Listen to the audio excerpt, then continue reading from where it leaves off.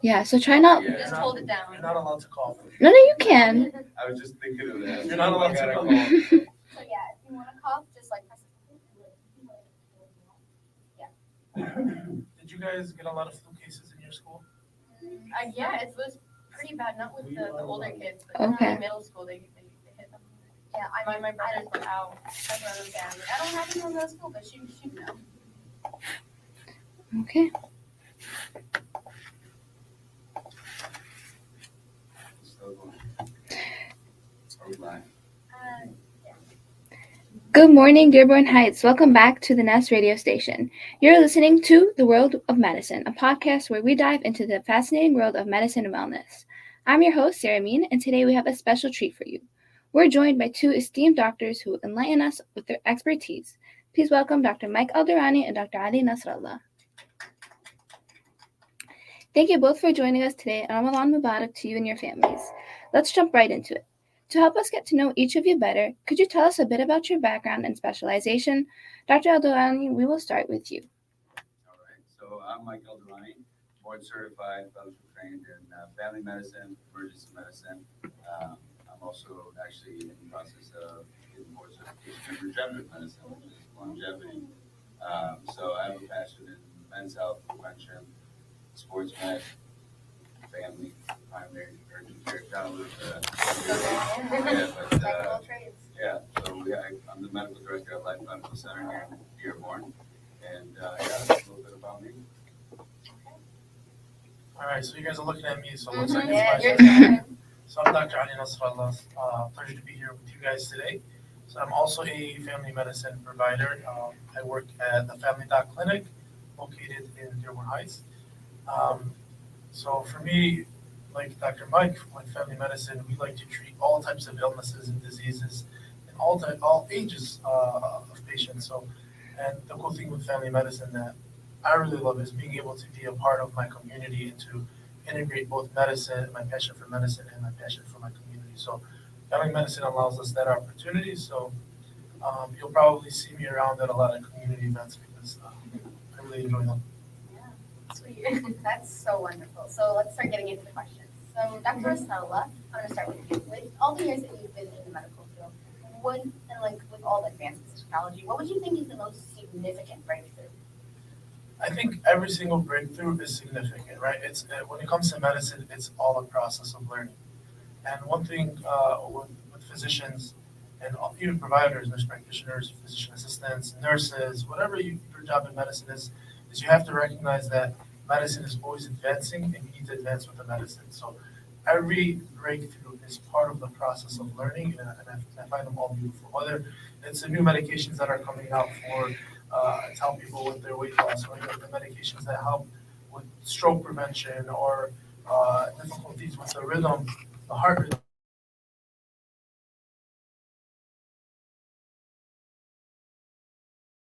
Medicine and understanding of the human body have helped us. Not to say that we also need to take care of ourselves, and Dr. Mike is really big on that.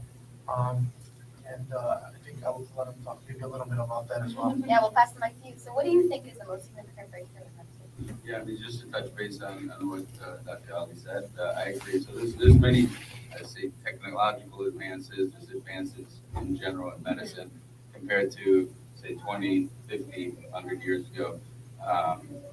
Decreased mortality, decreased death, overall complications just from the advancements in medications and surgical procedures, just procedures in general with electronic medical records and the advancement of the, just EMR in general.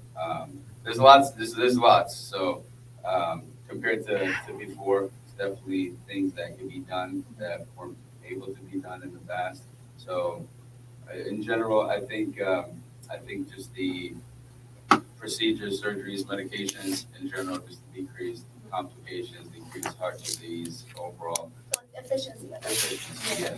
There's too many to name, so yeah, just in general. Well, yeah, that's a great perspective. It's really reassuring to hear that doctors have such a progressive viewpoint on technology. That a lot of the people that we've talked to, they have varying opinions about the changes of technology. And, I feel like this is a field where you really need to get with the changes and you can't be held back by traditional views. Let's talk more specifically about yourselves and your careers. What do you think is your favorite part about practicing medicine and why? My favorite part about practicing medicine is just to touch base on what Dr. Ali had mentioned, just giving back to the community, dealing with the community. So, I mean, my practice is literally 2 blocks from where I went to high school. So I get to see a lot of people that I grew up with, their family members, old friends, which is pretty cool. And I like the continuity of care. So, you get to meet the patient, establish a good relationship, build with them, and try to help them achieve their goals and guide them to achieving those goals. So I think that's one of my favorite parts. And then the other would probably be to be teaching. I do teach students and residents, and just being able to give back and help them. The next achieve their goals. generation. Exactly. Yeah. Nice. That's really cool. So for me, I think, me and Dr. Mike share a lot in common because a lot of times we randomly show up to the same events and we don't know the other one's coming. You're just in sync. Yeah, honestly. So it's pretty cool because you have a newer generation of physicians and providers that know how important it is to get back and get involved, and that's what we're passionate about, right? You can treat a person's illness, but is that going to treat their heart, right? So based on how you treat others around you, how you're kind to your community, it really does inspire and help people even more. It helps the community grow. It helps the community heal. So for me, it's like last week, one of my older patients came in, and one thing I do is, when you go to your pediatrician, they always take pictures of the babies. Yeah. But what about the love for the older, individuals? So I will take pictures with my older patients, and I put them up. I have like a pin board. And I have a Polaroid, So yeah. cute. So I have a Polaroid with pictures of almost all my patients, and How big is it? it's pretty big. So this lady was probably up in her 80s, and she comes, she's like, I want to show you something. And I totally forgot I took this picture with her. And she pulls out, she goes, I go, what is that? She goes, Jawhara. So it's like a treasure. She pulls out a picture from her purse of me and her. And it was pretty cool. She just kicks it around. I That's guess so so. sweet. Yeah, that's awesome. Oh my god, I would have started crying. I was like, that's. So if you're listening, try to be a patient like that. Oh my god. I'll keep practicing in her wallet. Oh my. I don't know about that, but yeah, maybe I'll save a photo in my gallery. Keep it like that. Yeah. So that was honestly very inspiring and humbling. So we just talked about what you guys like. So what is the most challenging part? Most challenging part, besides navigating through the insurance world, Paperwork. yeah, I think so paperwork sometimes gets tedious. Navigating through the insurance realm is annoying because it prevents patients from getting medications or procedures or things that they actually need to do. And then we spend lots of times, arguing with the insurance companies to get that approved. But just overall bad outcomes or patient complications is another thing. But I think that's primarily one of the major issues that we deal with throughout. Yeah. Yeah, so the major issues are always not the medicine, not the patients. It's what are the barriers of care. So the stuff that frustrates patients, I promise you, it also frustrates us. So having to take time aside to sit there and spend more time on a computer documenting because the insurances will refuse to cover a patient's visit unless there's documentation, or spending time filling out forms so medications can get approved when a physician or provider knows this is the medicine that a patient needs, but you have some guy or some girl sitting in a suit in a cubicle telling you, maybe try this medication, it's cheaper. So and then for me, it's, and I'm sure Dr. Mike can share about this too, it's navigating all the hats we wear, right? We wear all the hats we wear. So I'm a physician, I'm also a husband, I'm also a father, I'm also a community member, and trying to find time to fit all of this stuff in, and LeBron James, I saw a clip yesterday. Even though I'm not that big of a fan of LeBron James, to be honest, but he said something yesterday, and it was like they asked him in a podcast, in a conversation. They said, "What does it take to be great?" So, and he goes to them. Sometimes to be great, you need to sacrifice your loved one. right? right? So So that that means means if you want to be great, you're gonna have to we like we missed missed a lot of a lot of birthdays. birthdays.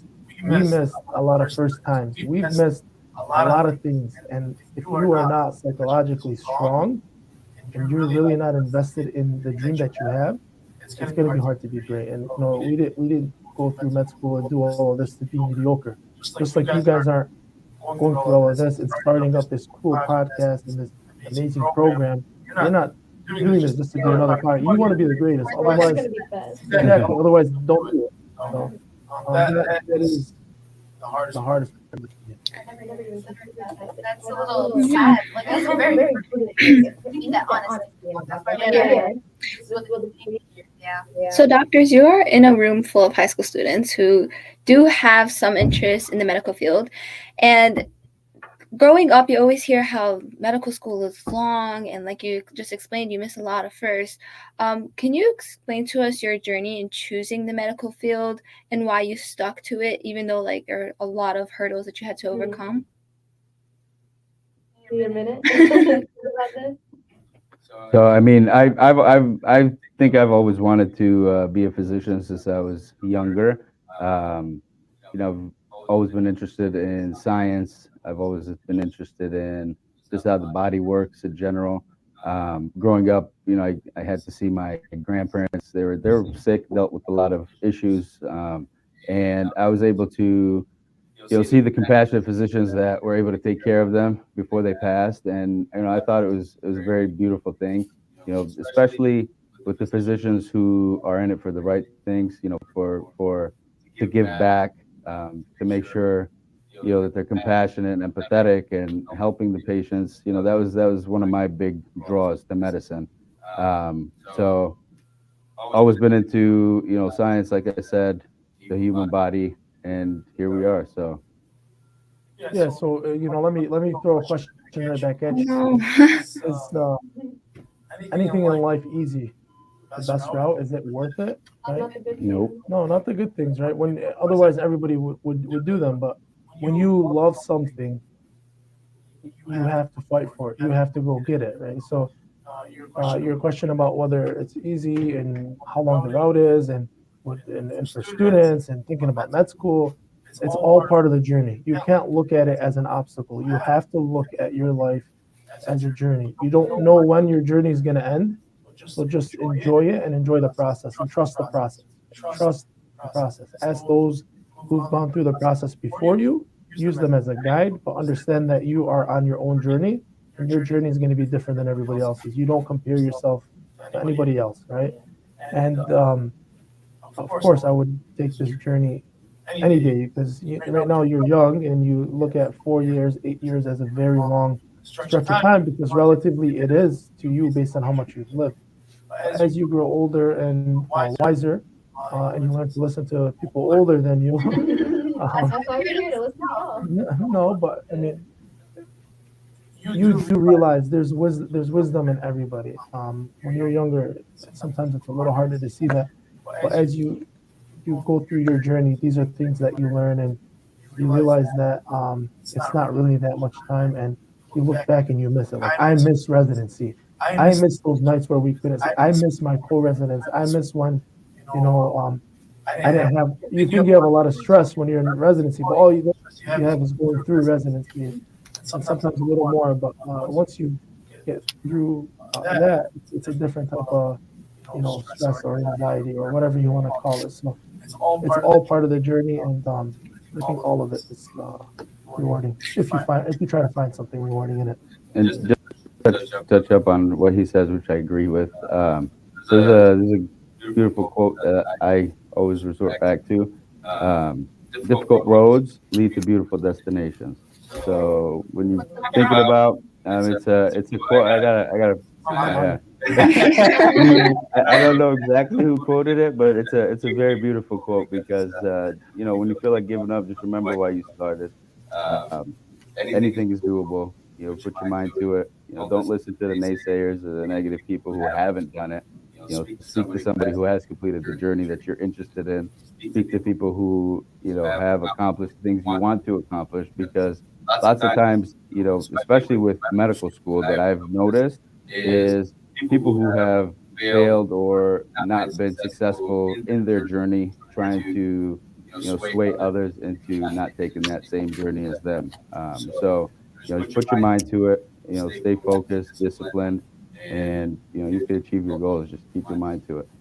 A A lot of lot of time, time, you you know, know, older older people, people, people who have gone through a journey, as you guys get older, you go through a series of things that, are considered moral injuries. so So sometimes you sometimes hear you hear the word burnout, right? Yeah. So a new term for that, or I think a more accurate description is is moral moral injury. injury. So you So you go go through through these these episodes, episodes, these little aggressions where, um, um, someone someone comes comes in, in and you need to get a medicine, you can't get the medicine, so uh, you get upset about it, or it kind of hurts you. You get a moral injury.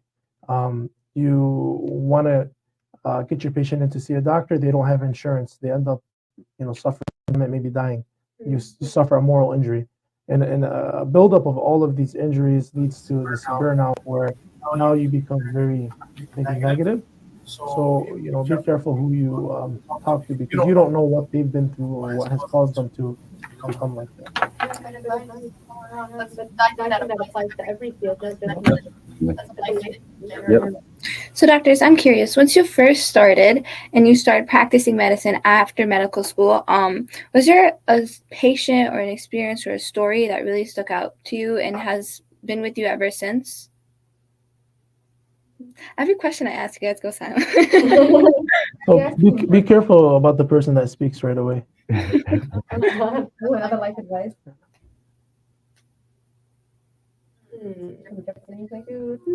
Oh, is it? I'll let you start off.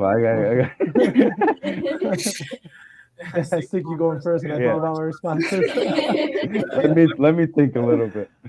So the vision that stuck out to me the most. Maybe it's an experience, like you said, maybe a quote, something someone said to you, anything.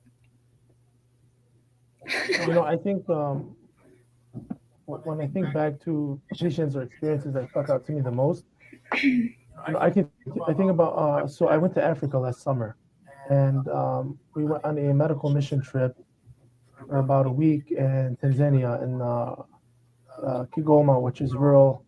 The depends on where you're standing. We would call it from here the western part of Tanzania, and being able to see the patients there and how grateful they were for the little treatment we provided really put things into perspective for me from a medical standpoint. Where here in the states, we expect the most, and a lot of times we're ungrateful.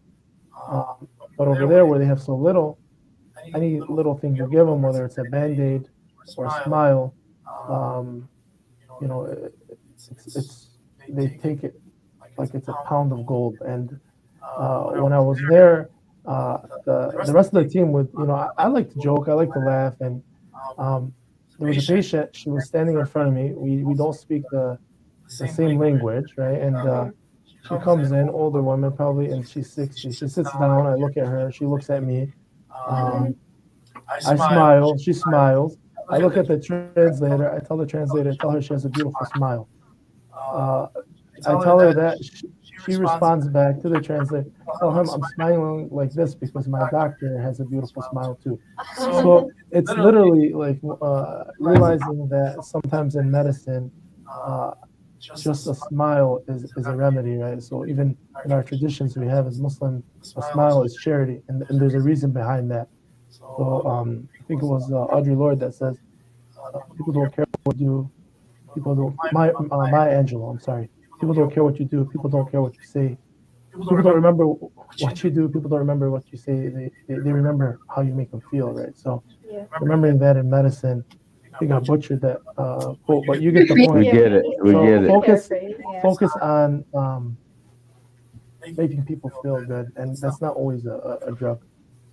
I agree. I agree. So I mean, there's lots of patient encounters that I could think of.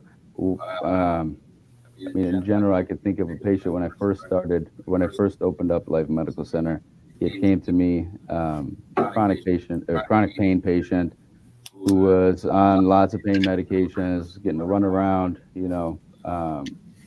we ultimately got him on the right track and got him off his pain medications. He was on some narcotics, had some addiction issues, and after some time and just guidance and talking to this guy, get him in to see the right people, um, we got him on the right track, and he was off of his medications, and he was sober, and he was clean. And fast forward, that was in 2020. I actually just saw him like 2 weeks ago.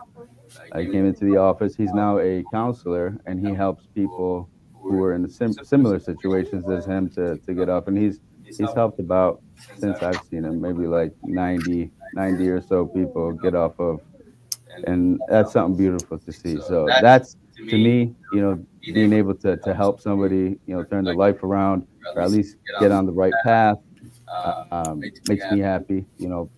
It makes me feel appreciated and like we're doing something.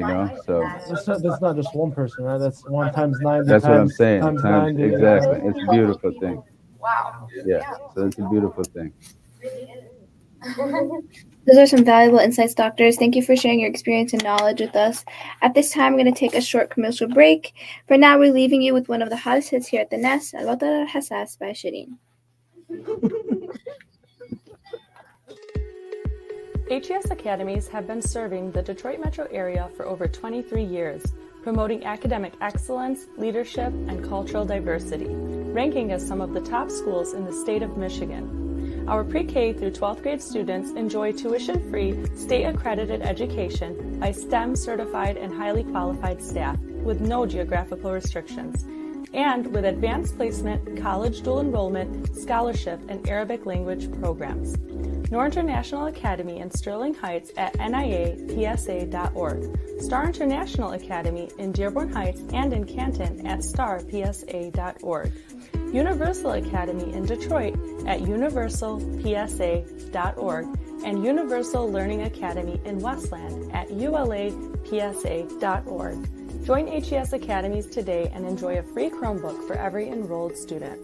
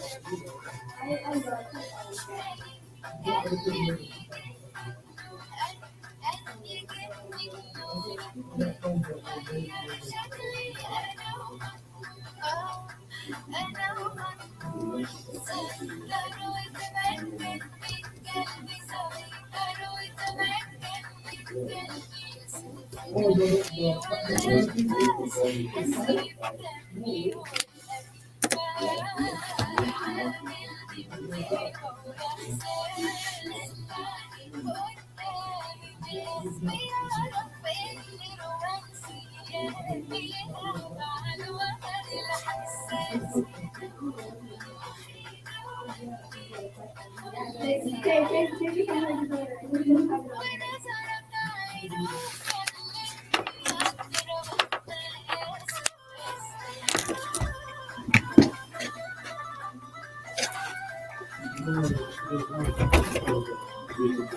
my God. Back up again.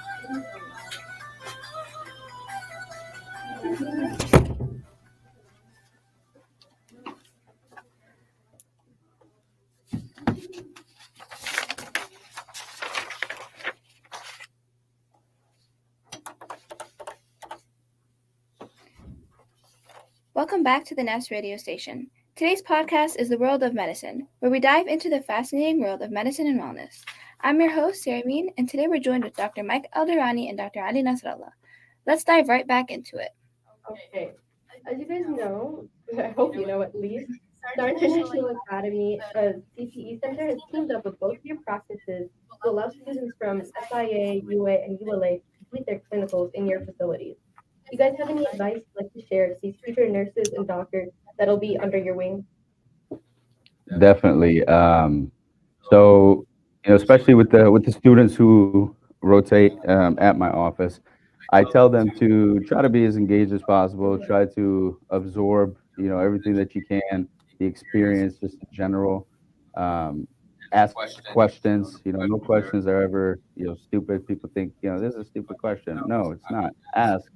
That's how you're going to learn things. But try to, be engaged. Try to show interest, and like I said, ask questions. And depending on the field that you want to go in, um, try to show interest and do things that are geared toward that field. But try to absorb as much as you can. I think that would be my overall takeaway is just absorb everything that you can, and gain that valuable experience that you can take with you, to the next journey. Yeah, I agree. Being engaged is very important. Staying focused. So I always tell the students, you're gonna get what you put into it, right? So you can be a student in anything, not just medicine. You can sit in the back wall and not do anything, but if you come and show that you want to learn, you want to do things, you're more likely to be trained to do those things. If you sit back, just shadow from like 20 feet away, it's easier for us just to let you just stand 20 feet away because it's gonna take time, right? So we're gonna pick and choose who we spend our time because our time is valuable, and it does put us back when we have students, but we like to teach. So the ones that want to learn, they're gonna learn. The ones that if you want to sit back, you're gonna sit back. You're gonna miss out. So and I always let students advocate for yourself. Come in and say, when you start, take the initiative. So when you start a new rotation, when you go anywhere new, always say like, you mind if you have like a minute to sit and talk and say, these are my goals for this week. Can you help me reach them? And I like when students do that, and that's a good way. And then we can address the week later. Do you mind if we go over the goals and what did you do good? How can we get you to where you need to be? But if you're gonna sit back, it's just gonna taste the dust. So. You get what you do. Yep. So that's some great advice. And students, I know you all listening, make sure you write that down. Doctors, as we talked about a little bit, we know that there's a huge shortage of doctors and nurses across the U.S. Are you guys concerned with the outlook of the medical field for the next 10 to 20 years, and why or why not? I'm just concerned about what I'm eating for iftar today.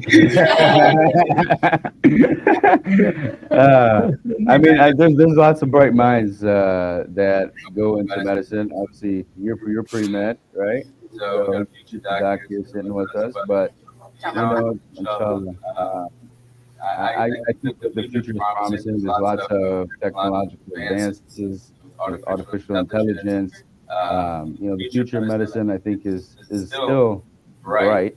There's lots of bright minds that are going into the field of medicine. So, there's still a shortage in certain areas of the country, which will need help placing physicians there. But for the most part, what do you think, Doc? Yeah, I can understand the concern because they are doing everything they can by corporate medicine to get rid of physicians in general, and it's become like a money thing. So you'll start seeing less and less physician providers, and you might start seeing more nurse practitioners, physician assistants, and there's nothing wrong with that.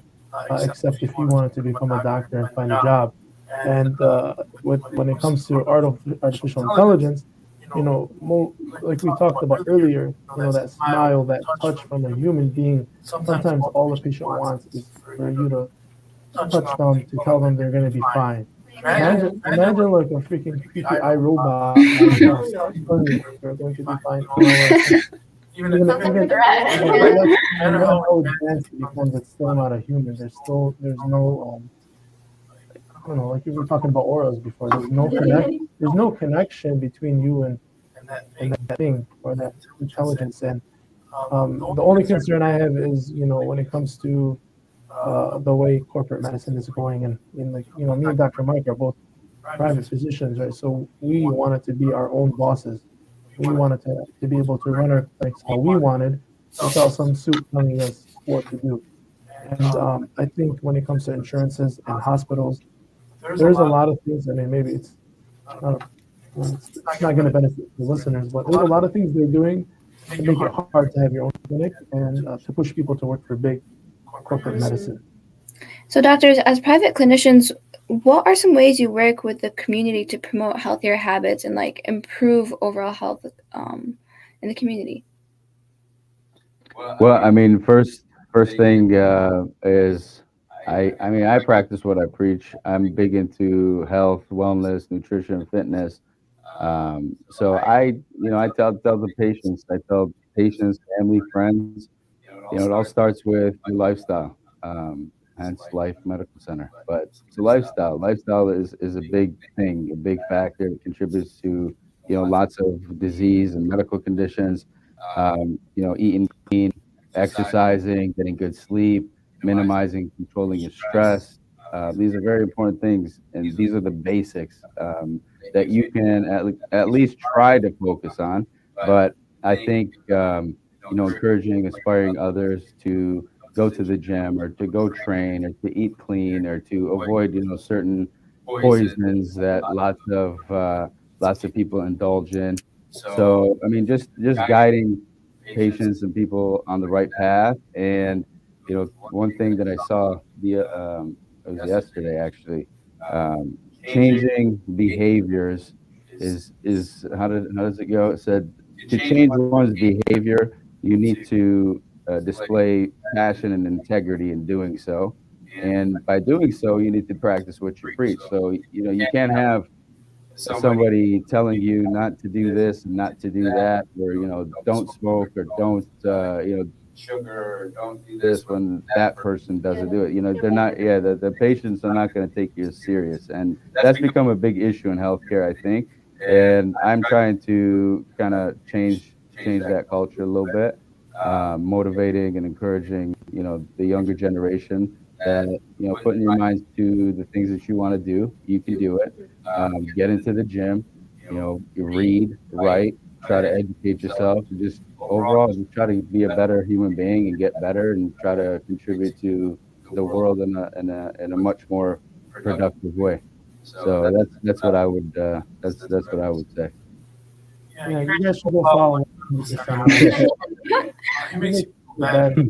gym. So it's true what Mike is saying. Get your lazy butt in the gym. Go exercise. You posted something. Was it yesterday about what percentage of doctors exercise? That was huge. I was like, whoa. That was in 2007. There's a study in 2007 that 40% of healthcare providers were either overweight or obese. That was in 2007. So 2024 numbers are closer to a little over 60%. So I mean, that's a big part because, like I said, patients want to see somebody doing the things that they're being told to do. They don't want to deal with hypocrites. But yeah, I think lifestyle just in general, and leading the way by practicing what you preach and trying to show them what to do. I think I'm doing my part. So I think he might have practiced what you preach tatted on him somewhere. So maybe you guys should do your own study, walk into a bunch of clinics, see, what percentage of doctors now look obese. And Oh, that's It's very mean. Yeah. so when you think about health, and it's not only appearance, and it's not only weight, and like looking at a scale, a number for pounds, right? It's about being healthy. yeah. So exercising alone, even without weight loss, leads to better blood pressure, kidney function, overall health. So when Dr. Mike says practice what you preach, it's true. Like, and exercising alone is release can work as efficiently as a low dose like SSRI or depression medication. So exercising and showing like the community when we exercise, if I put it online, it's not to be like, look at me, I'm working out. Right. It's to show, right? It's to inspire. Look, your doctor's going to the gym. Maybe you go to the gym. Yep. So I went to a flood at the Dearborn Heights fire station. They had a flood, and the fire chief comes up to me, and the fire chief, great guy. The Dearborn Heights fire department, all amazing people, and I've had them on the show yeah. before. It was great. Yeah. And they fast too that one day. They host a flood, and he's like, fasting, and then I was like, it was the third day of Ramadan, and he goes, I'm fasting, and I wasn't gonna go to the gym because I'm fasting, and he goes, then I saw that you went to the gym, and I said, you know what, I can do it too, and because I saw your post on Instagram, I went to the gym. Hmm. Right? So when I see like Dr. Mike punching the bag and grappling, I'm like, man, I need to go to the gym too. So like, it's a domino effect. It really is. When you see other people, everybody around you working out, you don't want to miss out. You start to feel like, okay, maybe I need to be doing that too. But the problem is, I think I'm I'm allergic to exercise. Whenever I Whenever I do do it, I it, get I all get red. all red. I hard to breathe. I think I should sit out actually. Oh, you can take some rest. You can take a rest break for right now. The doctor said I was better than that. So, doctors, working in the Dearborn and Dearborn Heights community, are there any specific trends that you notice in health, especially with the smoking and vaping epidemic in our youth? Yeah, that's one thing I'm not a big fan of is the vape use. Lots of people have transitioned from smoking cigarettes to vaping, thinking it's a healthier alternative, which it's absolutely not. And the concerning thing is that I'm seeing much younger and younger people smoking vapes. Like I walked into the gas station and I saw this guy. There's no way he was older than 15 trying to buy a vape. And I looked at the cashier. I was like, "You better not sell it to him." And mind you, I checked his ID after he came out. He's 16 years old. Wow. So it's becoming a big issue. Vaping is not a healthy alternative. It's still smoking. Cigarettes are not a health. Obviously are terrible. But I'm seeing that trends it's becoming more trendy to smoke vape and to do all these things that we know are detrimental to your health. So, yeah, anything to touch up on? I think it's just, if you think about it, it's because how easy it is, like how to access it. It's everywhere. All these kids have them, and I think it starts with maybe the schools incorporating more education on why you shouldn't do it, how addictive it is, because people don't really know how much nicotine are in those vapes, and that's what happens is nobody plans to get addicted, whether it's to nicotine or alcohol or drugs. Nobody wants to be addicted, but they end up becoming addicted. And it's really cool when you talk about that experience in the gas station, because it really does take a community to raise a child. And that's one of the nicer things that we still have in the Dearborn Heights, where still maybe it's changing a little, but still a stranger can come to you and tell you, little brother, what are you doing? Why are you? How old are you? What are you doing? You shouldn't be doing this. But that also means holding accountable those who come to hurt our community, whether it's selling, stuff to minors, whether it's selling like whippet cans and drugs. If you don't know about anybody doing those kind of stuff, you can always anonymously, go report it, and you really should, because we need to clear our community from all that scum. So. Yeah, Yeah, it really is an epidemic. It's not an exaggeration at all. So, in what ways do you think us students and youth can combat this? Through proper education, educating about the risks, the complications of what could happen with use, and then just trying to have tighter regulations on who can obtain those products, and then making the ones who are selling those products face consequences, especially to the youth. So there's definitely ways to combat it, and I'm sure the community is doing its best, but we can only do our part as well. So Are there any future legislators out there listening? please, yeah, Need some more laws make this stricter. We don't need more law. I We think need there always needs to be a little bit more, but nothing out there. I think like you guys as youth have more power than any legislator, right? So if you guys come together and every time you see one of your friends doing it, you say, "Hey, that's not cool. What are you doing?" Yeah. No, we used to have like Dare, the drug program, right? yeah. But I mean, as youth, what you can do is make it not cool. So usually when kids want to vape, it's because they think it's a cool thing to do, or their friends are doing it. So if you all say no, that person is gonna feel like, okay, why am I doing this? Nobody else wants. Yeah. So people pressure them into peer pressure. yeah, Yeah, so yeah. that's Okay. and then when you think your friend's in trouble and they need help, don't shun them. Don't like push them away. Don't say, this guy's an addict or a bad person. If they're struggling, try to help them get the help they need, right? So that's another thing. But of course, don't do it on your own. Talk to an adult. Mhm. You might need a professional. It's not your job to go help everybody that needs help, but you can help them get access to the help they need. Yeah, that's a good point. Yeah. You both are the heroes to the Dearborn Heights community, Dr. Nasrallah and Dr. Aldirani. Before we end today, are there any final words that you wanted to share with our listeners? I think final words from me is enjoy the process. Like we said, enjoy your journey.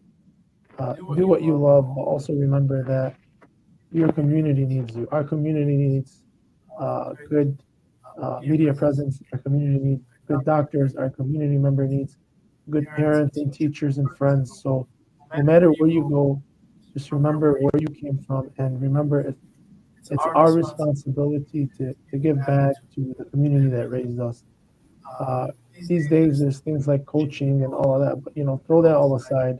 Let's go back to a mentorship. Let's go back to how it used to be, where when you get to a place in life and you're successful, you help the next person get to that same place, and we can all be successful together. My success doesn't take away from your success. Your success doesn't take away from my success. So just remember that, and I'm very, very proud of all of you guys, and I can't wait to see you in 20 years and have forgotten who you are, and you remind me and We'll have tell to me what you're doing. in our wallet. Yeah. To touch base on what Dr. Ali said, yeah, stick to who you are, give back to your community, lead by example, try to encourage, inspire, motivate, guide the younger generation into trying to do the same things. And I'm a big believer in pay it forward and karma. Make sure you're being a good person, doing good, and good will come back to you. So um, try to stick to your goals. Set up a plan. And I agree. I mean, hopefully, see you as a doctor in a couple of years, and hopefully see you guys very successful. And I love what you're doing. Keep it up. And to the listeners and to all the students and future docs and engineers and attorneys and whatever you want to be, stick to it and formulate a plan. If you have questions, ask. Find a good mentor. Try to stick with them. And if you guys ever need anything, I'm right over here on Ford and Gully. Dr. Ali's right on Warren Gully. We're literally a mile away. You guys are more than welcome to stop by, say hi, pick our brain, ask questions. If you need anything, we're always here. So I want to pick your brain about something real quick. Have you ever watched those medical TV shows like Grey's Anatomy and Chicago Med? Do you think those are accurate? No. No? I don't like those. My wife actually she this was a couple years back. She started it was a Grey's Anatomy. I think it was like 19 seasons of Grey's Anatomy. Anyways, 21. Thank you for the clarification. So, anyways, I started the first episode of the pilot. I said, no, I can't watch this. It's not real. I wasn't. Twice. So yeah, I think one of their residents was doing a brain surgery and then also doing a chest tube placement while amputating a foot at one time.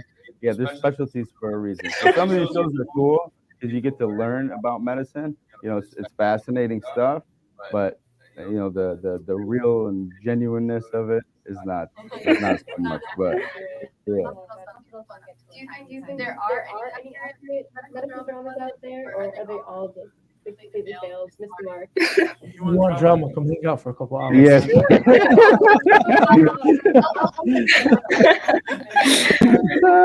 Well, thank you both for sharing your expertise and insights with us today. Unfortunately, that's all the time we have for now. But if you're not listeners, we'll be back next week with more engaging discussions on health and wellness.